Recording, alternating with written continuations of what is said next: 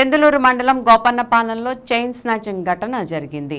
Motor సైకిల్పై భార్యాభర్తలిద్దరూ వెళ్తుండగా వెనుక నుంచి మరో మోటార్ సైకిల్పై వచ్చిన గుర్తు తెలియని వ్యక్తులు మహిళ మెడలో నుంచి బంగారు తాడును అపహరించారు. ఏలూరుకు చెందిన నేతల రమేష్ బాబు భార్యాభర్తలిద్దరూ కలిసి మోటార్ సైకిల్పై గోపన్నపాలెం మసీదుపాడు నుంచి ఏలూరులోని వారి ఇంటికి వెళ్తుండగా గోపన్నపాలెం దాటి ఇండియన్ ఆయిల్ పెట్రోల్ బంక్ వద్దకు చేరుకున్నారు. వెనకాల నుంచి వీరిని ఫాలో అవుతున్న గుర్తు తెలియని బండిపై వస్తున్న వ్యక్తులు మోటార్ సైకిల్ వెనకాల కూర్చున్న నేతల రమేష్ బాబు భార్య మెడలో నుంచి 5 తులాల బంగారు పుస్తల తాడును లాక్కుని పారిపోయినట్లు తెలిపారు. మోటార్ సైకిల్ పై ప్రయాణిస్తున్న భార్య బండి మీద నుంచి కిందకు పడడంతో ఆమెకు తీవ్ర గాయాలయ్యాయి. వెంటనే ఏలూరు సర్వజన ప్రభుత్వ ఆసుపత్రికి బంధువులు తరలించారు. బాధితుల ఫిర్యాదు మేరకు కేసు నమోదు చేసుకుని విచారణ జరుపుతున్నట్లు దెందులూరు పోలీసులు తెలిపారు.